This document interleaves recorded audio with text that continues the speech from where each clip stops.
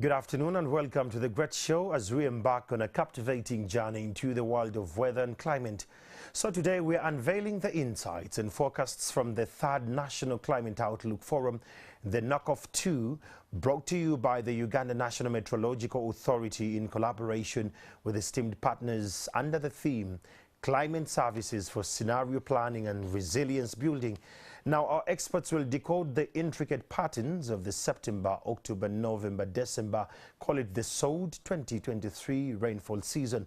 We're going to discover how these climate insights are posed to shape scenarios, foster preparedness and build resilience across the nation. Our mission is to equip you with the knowledge to navigate the elements effectively, and for expert analysis, in-depth discussion and actionable takeaways that will empower you to make informed decisions in the face of the changing climate dynamics. In studios with me, I have Mr. Abubakar Kalima, Senior Meteorologist from UNEMA, George William Omonyi, the Manager Forecasting Services from UNEMA, and still from UNEMA I have Mr. Dr. Godwin Ayesiga, the Manager and Training Research UNEMA, and of course I have Mr. Bashir Kasekende, the SNV Agri-Food Sector Lead and Craft Country Project Director. This show is powered by the Uganda National Meteorological Authority, SNV, not forgetting Crafts, as well as the Ministry of Environment. It's a great afternoon and good to see you. Good to see you, Mr. Happy New Year. Happy New Year to you too. Dr. Godwin, Happy New Year. Good to see you. Good to see you. Yeah. First of all, Godwin, let me just put it this way. How big should we be worried about the SOD coming? Well, I think using the word worry is not so appropriate. Okay. I guess it should be how prepared we should be for the upcoming season. And I guess your question might be stemming from what has been already shared. Correct. In terms of what we expect for the September, October, November season. And December. And so I would want to just give you an overview. It's not an ordinary September, October, November, December season because of the factors that are driving this particular season. And so I would want to roughly say that we have more of the stronger drivers, and one of them we tend to call it El Nino, and that's more of a scientific word. You'll break it down for us. Try to break it down at some stage, and then I'll speak about the Indian Ocean, which tends to drive our seasonal rainfall. So I think I guess it's from that background that you are really talking about. Being extraordinarily prepared. Yes. Yes. And just as we're still in that wave, I want us to understand what is the mandate of the Uganda National Meteorological Authority. You see, we see these signposts when you're passing through Entebbe and you're like, oh, that's the Meteorological Authority. We see a couple of adverts that come from the Meteorological Authority, but what is their mandate and role? Thank you very much for that very good question. I'll start from this angle, the fact that this country's economy really survives on agriculture. Correct. And you do know that we don't do much of irrigation. Much of agriculture really is rain-fed. So what that means is that we need an entity or body to provide weather and climate information. So the mandate of Uganda National Meteorological Authority is to monitor and predict the weather and provide advisories to government and other stakeholders for use in sustainable development. We are the only institution, government institution, that provides weather and climate information.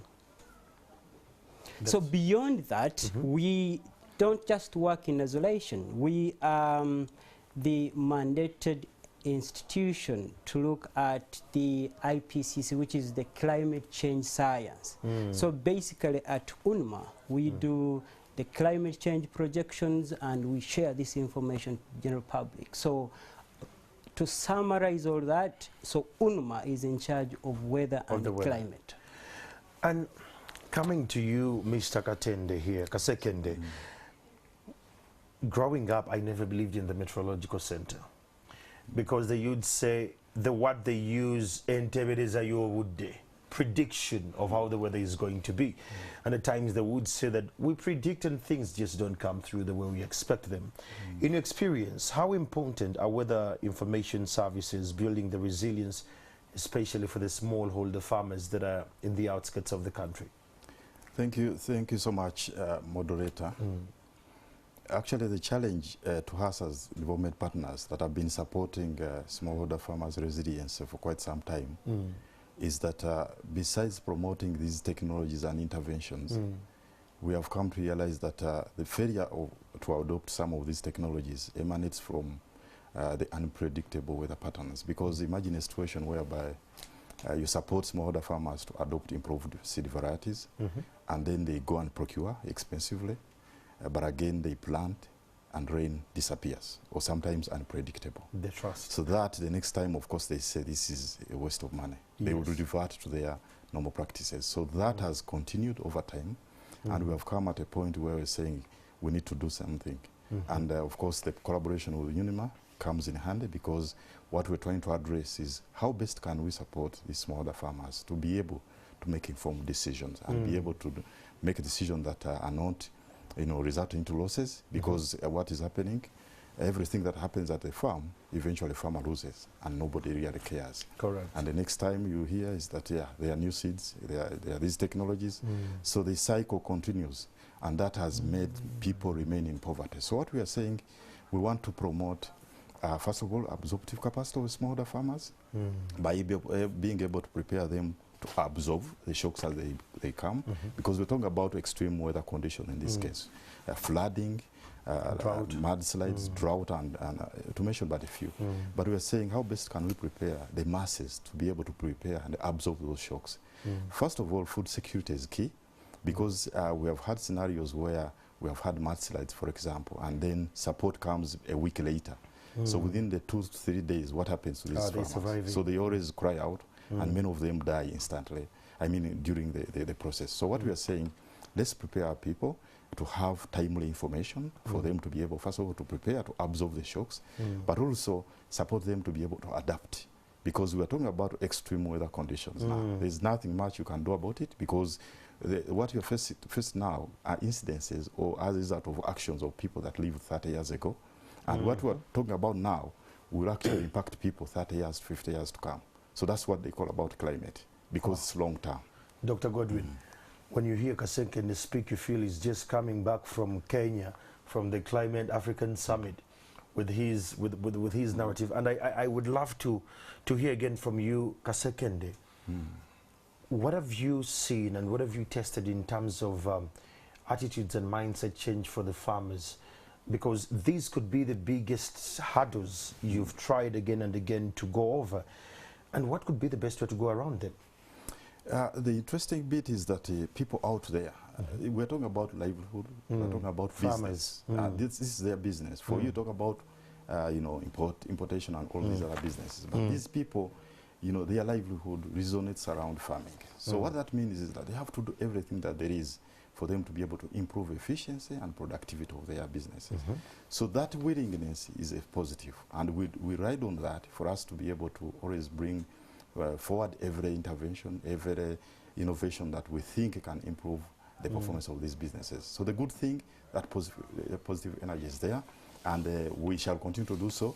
The development partners are putting in a lot of resources for farmers to be able to improve their livelihood, and we shall continue to do so. But the challenge comes in when the enabling environment, in this case we're talking about the actual environment, is not supportive or unpredictable, and therefore that frustrates a lot.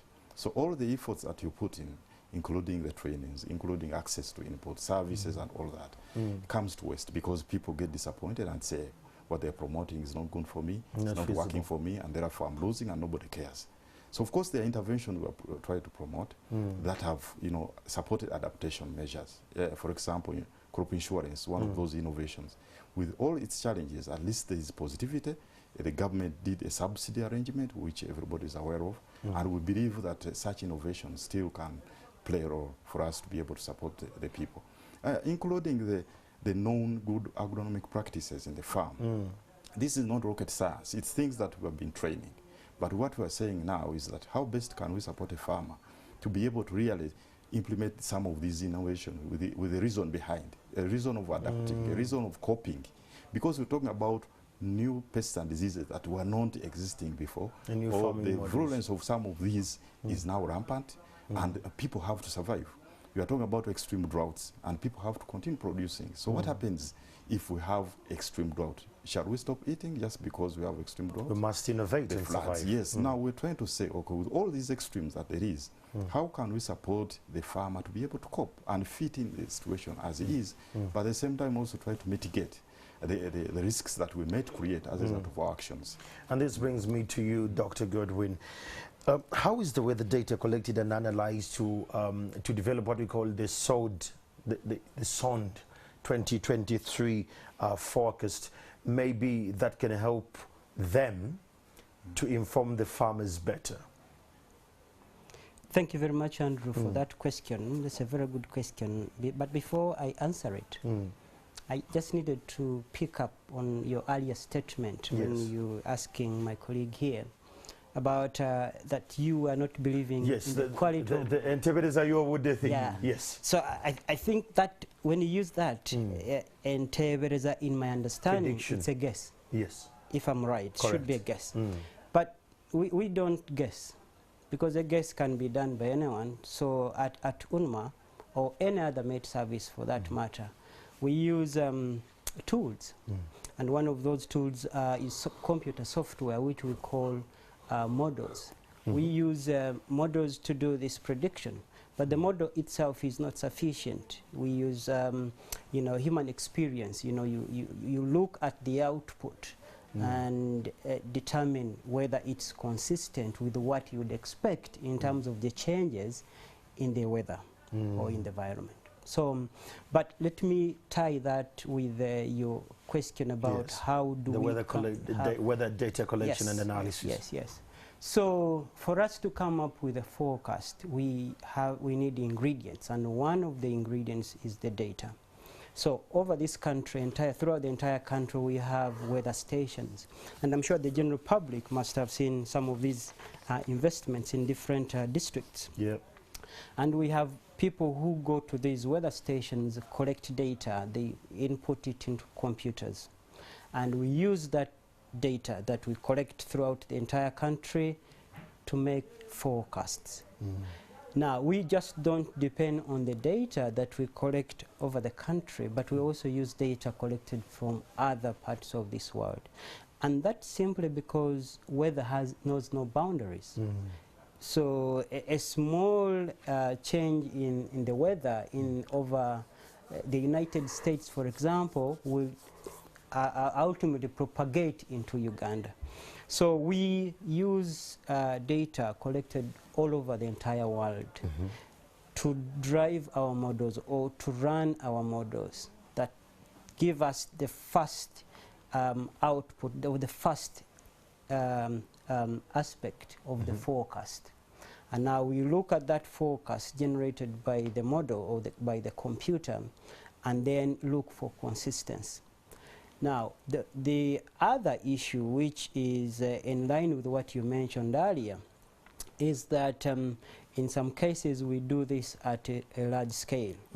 What that means in simple terms is that you're going to forecast for entire Kampala. I don't know where Kampala starts from. For example, if Kampala starts from Wantoni, it goes up to Mpigi, and it goes up to Entebbe, and it goes up to Wakiso. Yes, that's you can say that's about 80 kilometers or more than that. Correct. So that's a really large scale. And so what happens is that you'll have rain occurring maybe in the central business district, and it doesn't rain in Kawempe. And somebody will say, okay, the Uganda National Meteorological Authority gave a forecast that it will rain over this area, but have not seen it. It's because of scale. Now, that we know that's one of the issues. And because we know that's one of the issues, we are addressing it by bringing in more sophisticated equipment, making an attempt to mobilize resources so that we can acquire high-performance computers and be able to generate forecasts at much higher resolution or at a lower scale. In other words, we generally forecast for only the central business district, so that when we issue that forecast and it rains in the central business district, everybody will know, okay, wait, this is exactly what Uganda National Meteorological Authority did forecast. So that's a small issue that we are still I would like to tap into what you earlier on alluded to. If you could explain the winds, how they play, the SARS winds that come from Sudan and the ones that come from the Congo, and why Kampala is fed by the Indian Ocean from all that distance. If you could just give us that pattern maybe for the local farmers and for purposes of educating ourselves to understand how that plays around. Okay, so the rain we get normally, it just goes into a cycle. Okay. So it changes from one form to another form. And so you must be having one form of that water coming from somewhere, and that's why you're asking me about the winds. So all the rain we get, all the weather we do experience here is because of the wind flow. So the wind will flow from the Indian Ocean, and why you're thinking about the Indian Ocean is that you have water over there. So when the wind is flowing over the water, it carries off all that water vapor, which you may refer to as moisture, and carries it along. Because of its strength, it's able to go over Kenya and into Uganda, and then you'll have rain here. Just because there has been a wind flow from the Indian Ocean over Kenya, then into Uganda. But also, you have wind flowing from the Congo from forest. DRC, and you know that because of that large forest cover, there is more evaporation from the leaves of the forest, and that evaporation is that moisture that the wind flow from the Congo brings into Uganda, and that is able to be lifted by some mechanism. I will avoid going into the science. Yes, we all that were to go up in the sky, and it forms the cloud, and that's the rain we get. So all the rain we receive over here in Uganda, basically much of it comes from other places. Great conversation. If you're just joining us for this conversation, well, we want to appreciate you. We are discussing the SOND, S-O-N-D 2023. It's about the September, October, November, and December, the rain forecast that is coming in. In studio with me, I have Mr. Bashir Kasekende, the SNV Agri-Food Sector Lead and Craft Country Manager. And I have Dr. Godwin Ayesiga, Manager Training and Research at UNIMA, that is the Uganda National Meteorological Authority.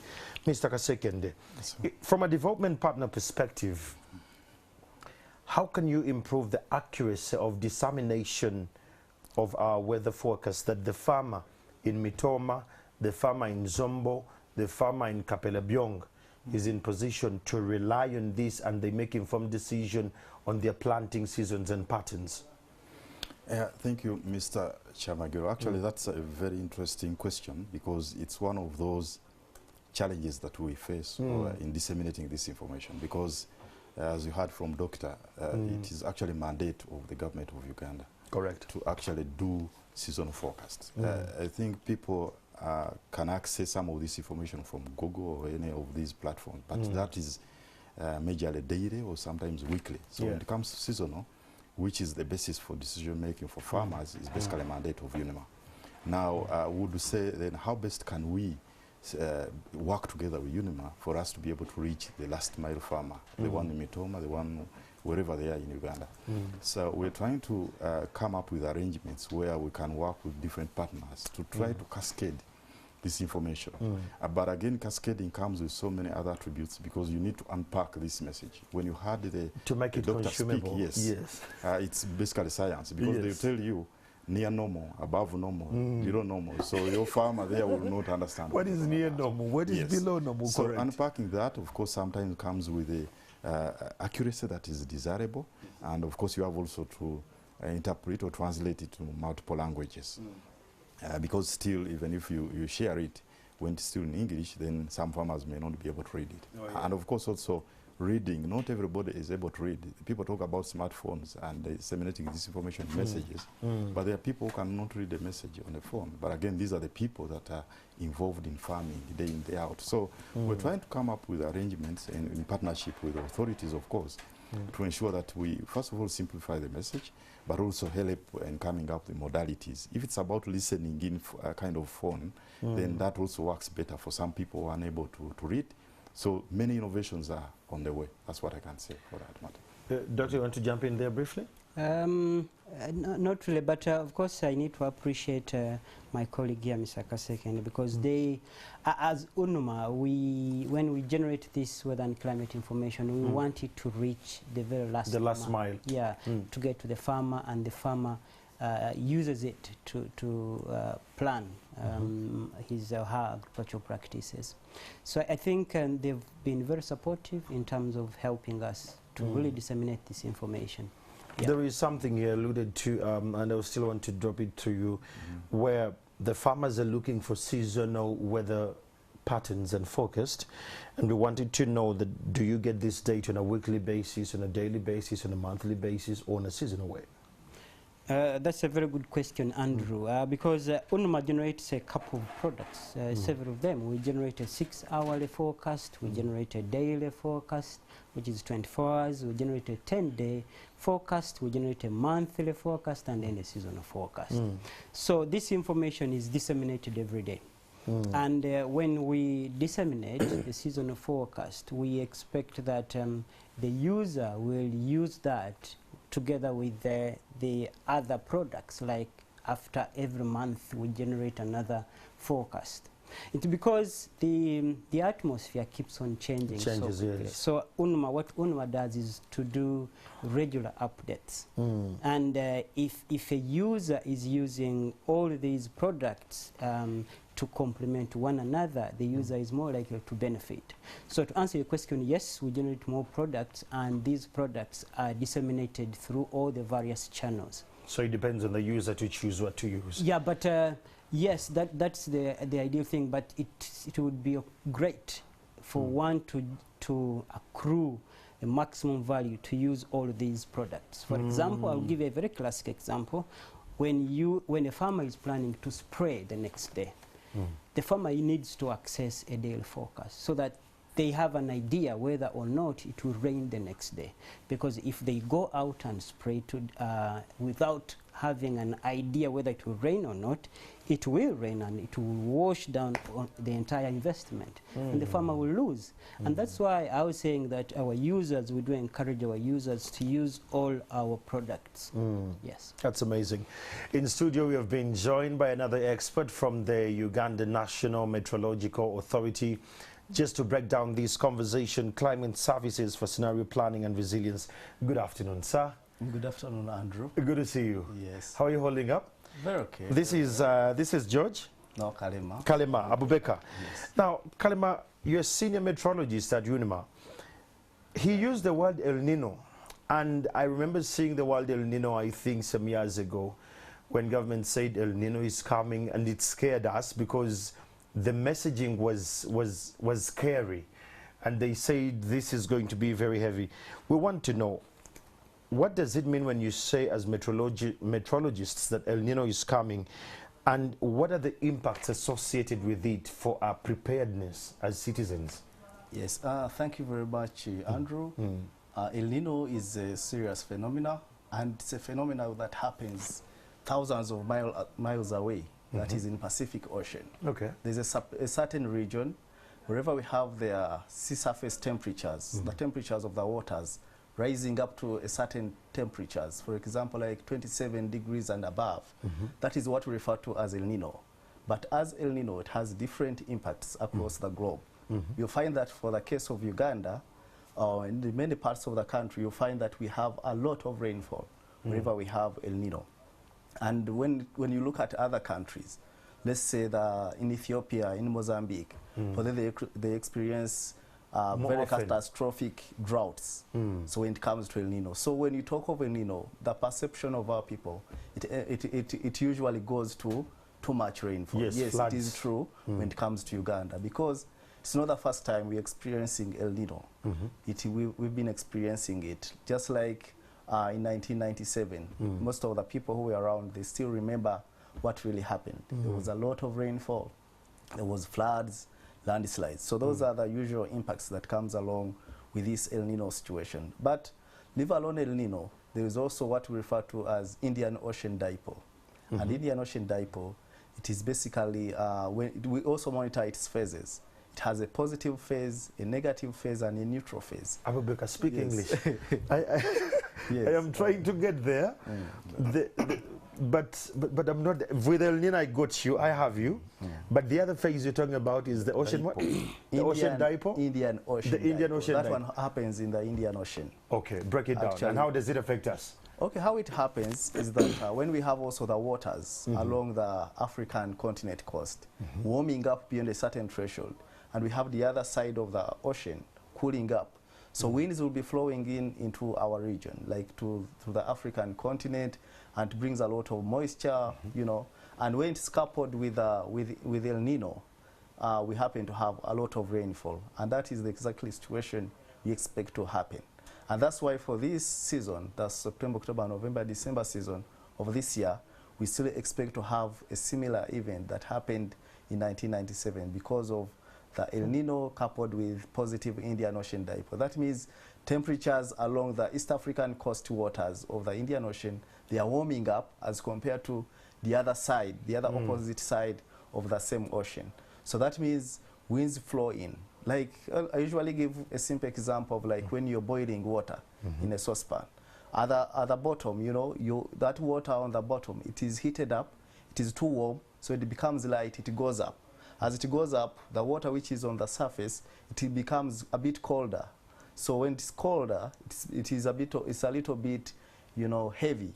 So it goes down to fill up the other space. So it's the same thing we have when it comes to these ocean temperatures. Where you have too much warming, you will have the winds and air around there to be heated up, it will go up, and as it go up, more winds will be flowing in, bringing in a lot of moisture. So that is the situation when we have the oceans warming. Aye.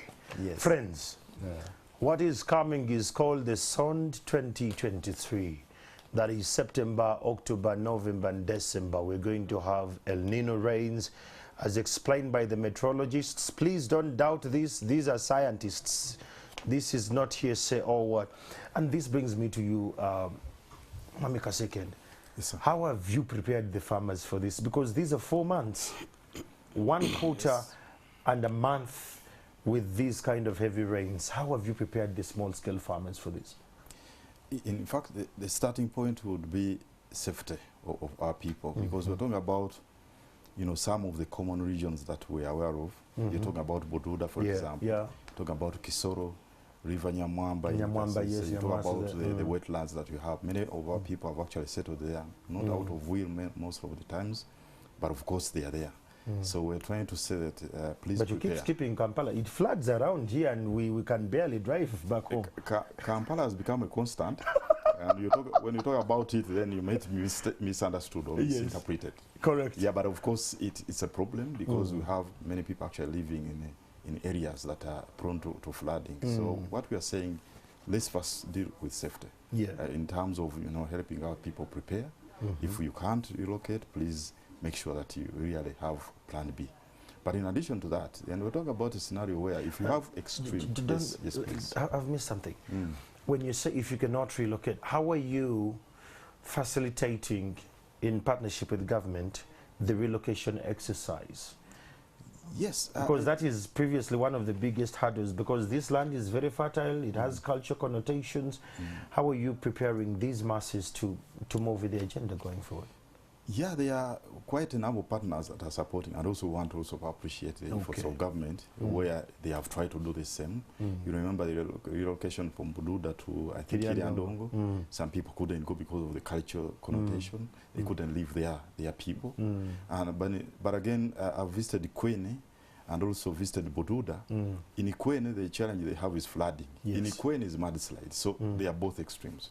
So we still have a lot of work to do. But I'm saying, yeah, there are partners out there that will definitely come in to support all those initiatives. But for us, focusing on livelihood, what we are saying, let's prepare, first of all, having enough food reserve for us to be able to go through that situation. Because El Nino, as Mr. Kalema put it, these are extreme conditions. Yeah. Extreme drought and extreme flooding. All of them come with the impacts that can actually prevent people from continuing to produce. We shall have, extreme, for example, pests and diseases. We shall have a lot of rotting of crops in the gardens and all of that, impassable roads and all those challenges. But again, if all of that happens, then how are we preparing our people to have enough food reserves for them to be able to go through that situation? And that's why we're saying that building smallholder farmers' ability to absorb the shocks starts with food security.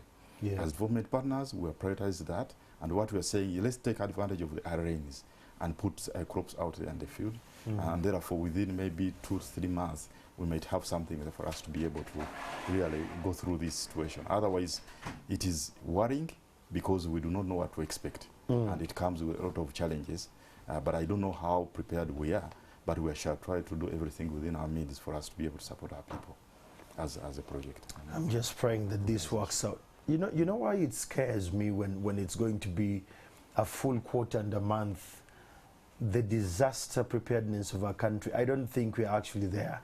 So help us God. But we do a lot of reactionary firefighting. We are now talking about it, and you're telling people to move from areas, and people are they're going to stay there, and floods are going to come, and we are going to go into the firefighting mode. Mr. Kalema, this brings me to another question. Based on this outlook, what are the adversaries in the different sectors for this entire conversation? Yes, thank you, Andrew. When it comes to advisories, actually, like you've put it, we have different sectors. Actually, every sector in this country. Yes? Is playing a part. Yes, every sector, we play a very big role in there. For example, when we get to agriculture and food security, the sector which feeds us, and which actually I think we produce a lot that even feeds the rest of the world, many parts of the world. So really, we have a number of advisories that we expect, since we expect a lot of rainfall to come in. So we advise our farmers to grow those crops or those varieties which require a lot of water. Actually, to get to this, we had a subnational climate outlook forum that we had in Entebbe last week, and we had quite a number of sponsors because they realized that since with this El Nino and too much rains expected, we really needed to bring a lot of experts together from different sectors, that is agriculture and food security, so that they developed. So we were with experts from Ministry of Agriculture, and they were able, and NARO as well, so we were able to come up with some advisories from the experts themselves based on the given forecast. And one of them was like they were able to come up with some good varieties that they've advised our farmers to grow.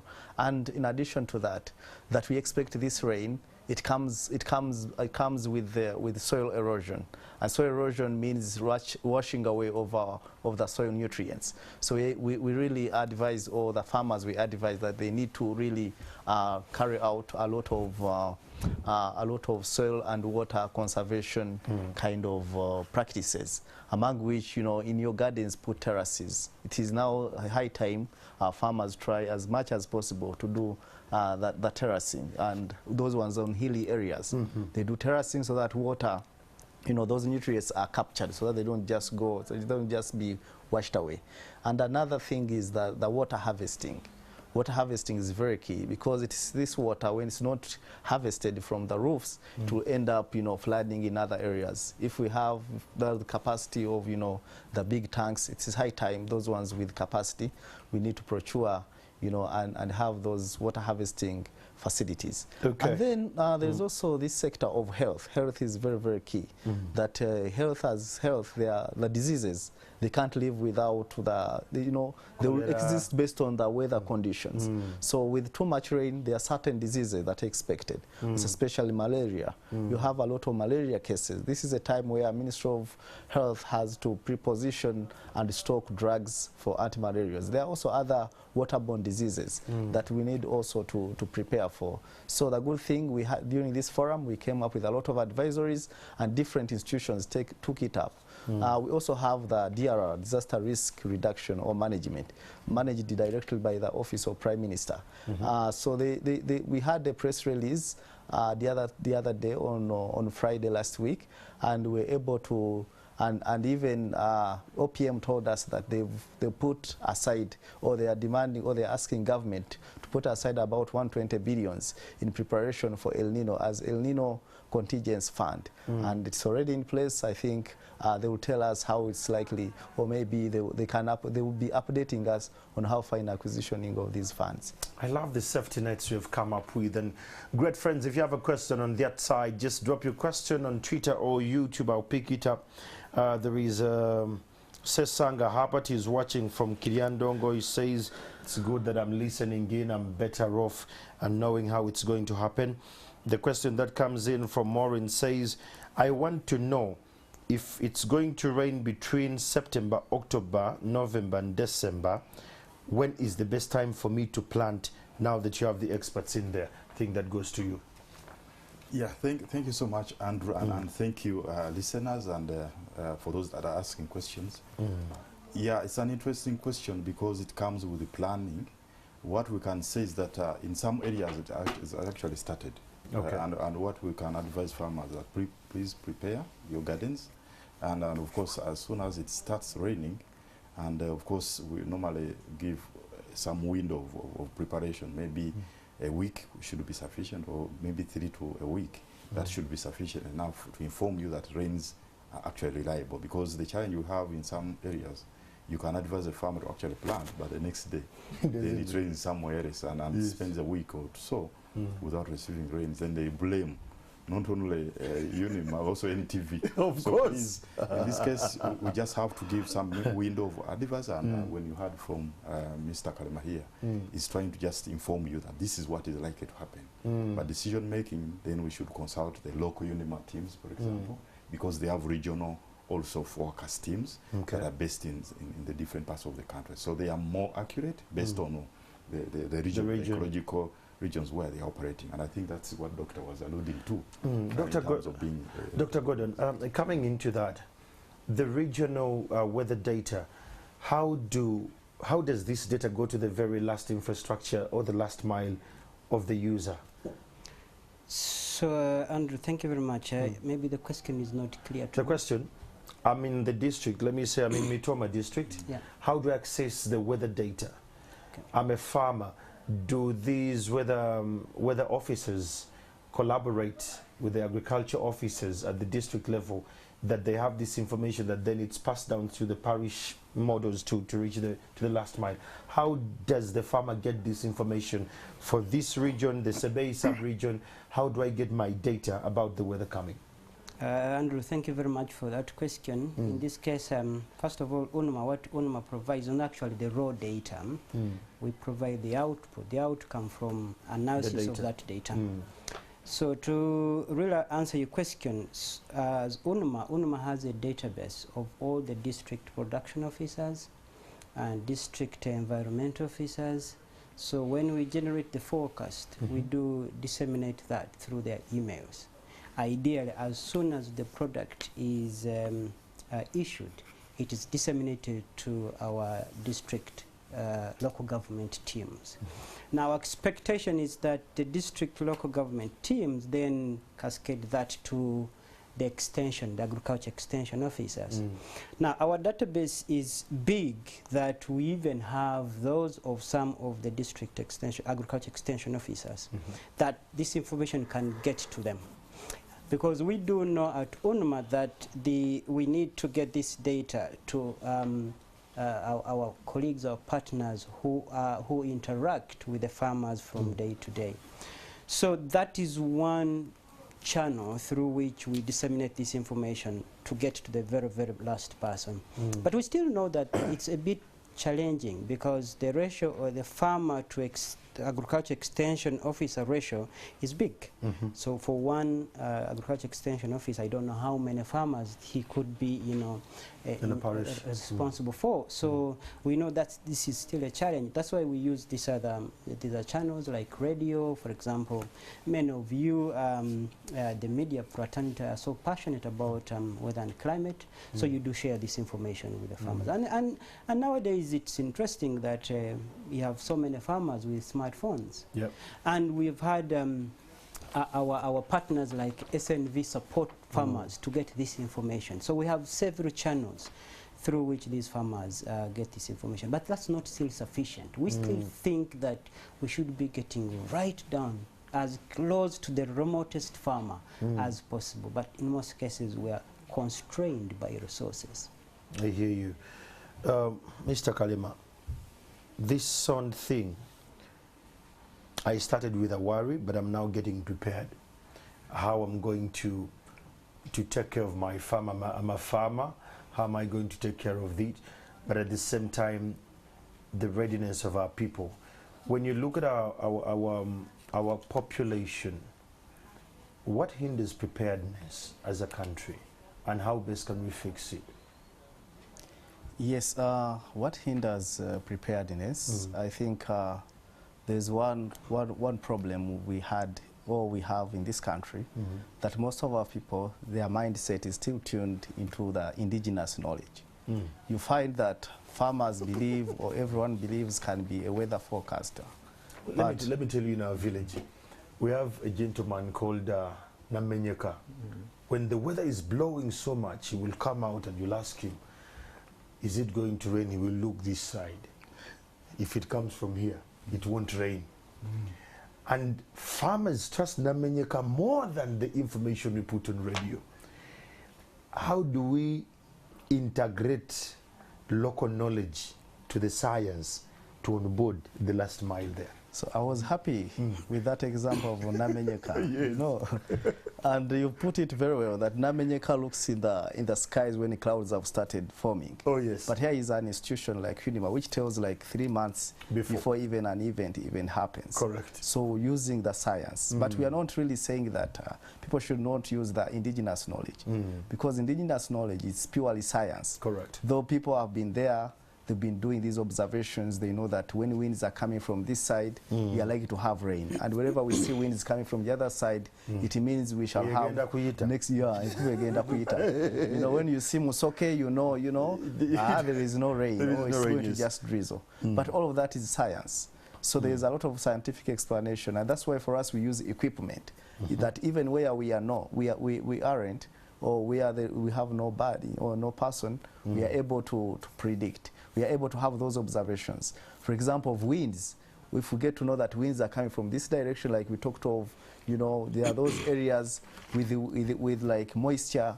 For example, if winds are coming in from Lake Victoria, we know that's a very big ocean or very big water body. If winds are coming in from Congo, we know there are a lot of, you know, big forests that side. It means we're going to have, you know, a lot of rain. So if winds now start blowing from the north, that is from the Sahara Desert, it means really we're going to have, you know, some drought or dry conditions. So we do monitor. For us, we use science, we use equipment, and our people, they use. So we do not saying, but the problem with local knowledge is that some indicators have gone away because of this so-called climate change. You realize that there used to be some birds, you know. There used to be some kind of trees. There used to be some, you know. So whenever they see them flowering, they know it's about to rain. Maybe next season we shall have a lot of rainfall. Actually, in Karamoja, we had some assessments in Karamoja some time back. For them, they have some like fruits called tamarins. So wherever they put a lot of fruits, they know that next season it's going to be really catastrophic, or we're going to have hunger. It's because probably they've had a lot of moisture, and around in the future they won't have a lot. So this science and indigenous knowledge, we're really trying so much that even we involve the local persons or the local people or the farmers. And that's why in most of our forums, we do invite them to be part of it so that they contribute towards the conversation and we capture that. Otherwise, they've also appreciated the science. Actually, when we were in Karamoja, to tell you a very interesting story, one time they told us that they no longer even they no longer like their indigenous knowledge because for them they slaughter animals, like they slaughter some bulls and very healthy bulls. And whenever there is that local persons or the elder who will read the intestines will be able to tell them there will be a lot of rain or not. And actually when it doesn't happen, he will tell them the other bull was not fat enough, it was good, it wasn't good enough, so we need another animal. So they said, no, we lose a lot of animals, we no longer want that, now let's go science. So it's quite interesting. So I think that is the problem we've had with early warning. Some people sometimes they feel like, okay, they can predict more, and sometimes they go their way and it doesn't happen, and yet they've left the science. So that is the biggest problem we have so far. But my colleague, Godwin, you want to jump in there? This was a very interesting question, Andrew. It's because, you know, the traditional knowledge or the indigenous knowledge or approaches of forecasting, they were being, you know, key though then, because we've gone through times and the climate is changing, and some of them are not as evident as they used to be. But now building on that, if you look at it closely, much of the indigenous knowledge still goes back to the science. For example, they will say the wind is coming from this direction, and if you look at that direction they're talking about, it's actually coming from a water source. Either from the Indian Ocean, and they'll tell you when they come from this side, you will notice that the side they are talking about, if it's a dry area, then they will tell you it's not going to rain, or we don't expect rain. That's still science, but in a way they don't realize that science. But as UNMA, we, like my colleague has just mentioned, we want to bring that knowledge closer and produce a hybrid forecast. A hybrid focus where you have a science and the indigenous knowledge. And without any doubt, it's going to be superior. This has been done in Ghana, for example. The Ghanaians now are using hybrid approach of forecasting. So now, as UNMA, we are still constrained in terms of resources. If we have sufficient resources, then we'll collect all these, you know, indicators, the indigenous knowledge, and then we tie that nicely with the science and generate a hybrid forecast. And then you give it back to community. Mr. Kasekende, we would love to have this conversation back and forth. I'm very interested. I love the climate change conversation. This plugs in rightly so into the conversation we had in Kenya this week of the African Climate Summit. But what are your parting shots to the farmers now that you're leaving, especially smallholder farmers, and not only that, Ugandans who are in prone areas of drought and floods that is coming? Thank you, Andrew. I think for me, my advice to the farmers, please listen to science and please try to adapt, because then we're talking about improved seed varieties, improved breeds for animals. I mean, these is things that have been tested, tried, and therefore they work.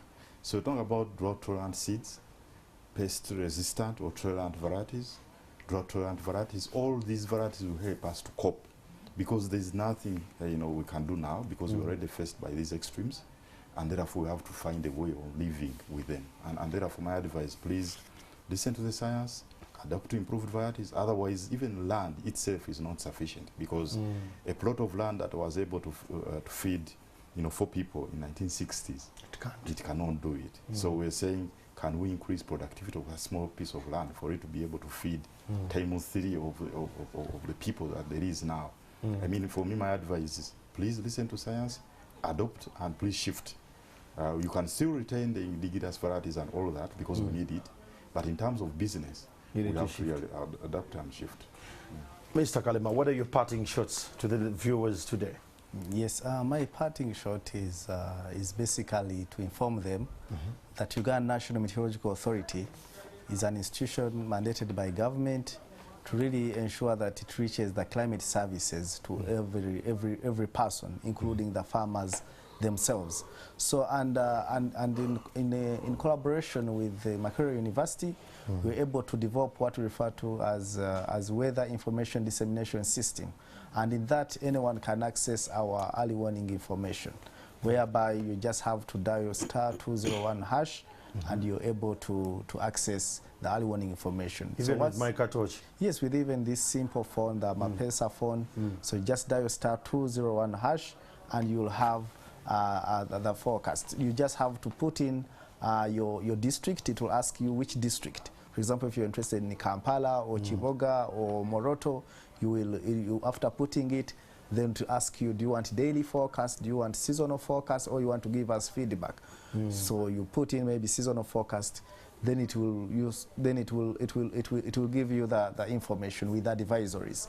So I think it's really very, very good. But as UNIMA, from the national level, we always go to sub-national level, and we downscale the information further. For example, from now our teams, they are currently in Karamoja, downscaling for Karamoja region. Next week we shall be downscaling for Eastern region. So we have a number of partners, they're really supporting us, and we really appreciate. Thank you very much. Thank you so much, Mr. Halima. Dr. Godwin Ayesiga, what are your parting shots to our dear countrymen? Yeah, thank you very much, Andrew. I want to build my parting shot from my colleague, Mr. Kalema, not forgetting what my colleague Bashir mentioned, that this information, weather and climate information, is available. It's a public good. It's available on the ULMA website. It's available on all social media handles and platforms.